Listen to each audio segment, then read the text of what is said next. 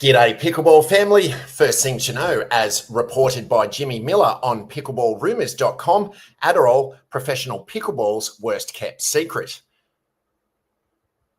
Pickleball is the fastest growing sport in America. It requires quick reflexes, precise shots, and excellent hand-eye coordination. It's no wonder that many players are looking for ways to enhance their performance on the court. One of the most popular methods of improving focus and reducing impulsivity is by taking Adderall. Adderall has become the drug of choice among professional pickleball players. It's rumoured that over 30% of pro pickleball players are taking Adderall or some variant of ADHD medication. But why would Adderall help you perform better in pickleball? Adderall is a combination of amphetamine and dextroamphetamine, two central nervous stimulants that improve focus and reduce impulsivity by increasing dopamine and norepinephrine levels in the brain. These chemicals are responsible for regulating mood, attention, and concentration. By increasing their levels, Adderall can help players stay focused and alert during intense matches. According to Dr. Gary Wadler, the past chairman of the World Anti-Doping Agency's Prohibited List Committee, Adderall has several benefits for athletes. It can mask fatigue and pain, increase arousal, and improve attention, concentration, and reaction time. Some players even believe that it enhances hand-eye coordination and other mental aspects of performance. Dr. Don Catlin, the founder and former director of the UCLA Olympic Analytical Lab, compares the effect of Adderall to drinking 25 to 30 cups of coffee. It can make players feel more alert, aggressive, and confident. It can also increase acceleration, speed, strength, and power, which are all important factors in pickleball. However, it's important to note that Adderall is a potent drug that can be habit-forming and have serious side effects if not taken properly. Taking too much can cause heart racing, rhythm disturbances in the heart, and even seizures.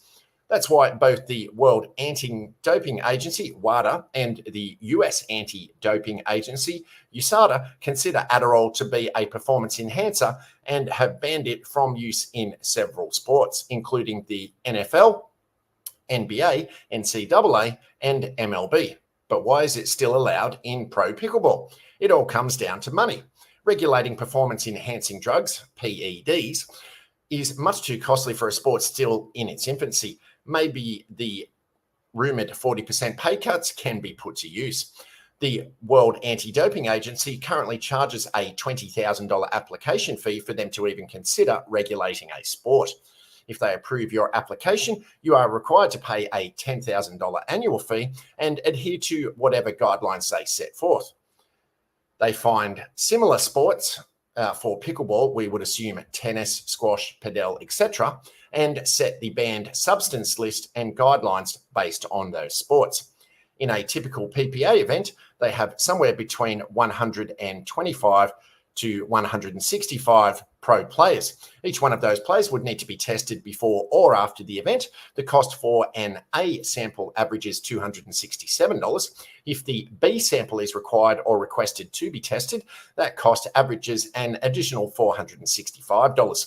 This means if you tested 125 players at, say, an average of $400 per test, you are spending $50,000 per event to drug test players. If the PPA hosts 25 pro events per year, that's $1.25 million spent on drug testing, in addition to the $10,000 annual fee and $20,000 application fee in the first year. I can see now why the sport has not yet taken the necessary steps to regulate any type of performance-enhancing drugs. As the sport continues to grow, I believe this is a necessary step to level the playing field. It starts with Adderall, but other PEDs and anabolic steroids should follow.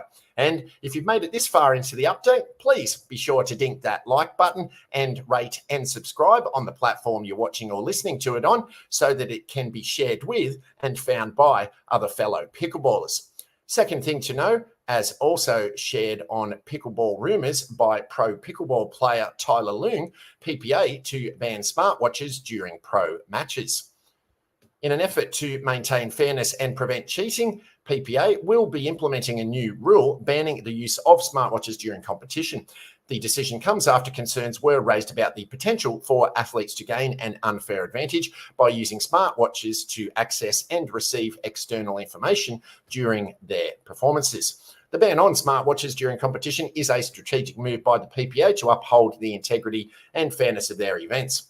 With the increasing capabilities of smartwatches to connect to the internet, access apps, and receive notifications, there is a growing concern that athletes may use these devices to gain an unfair edge over their opponents. By introducing this rule, the organisation is demonstrating its commitment to maintaining a level playing field for all participants, promoting fair competition, and upholding the values of the sport.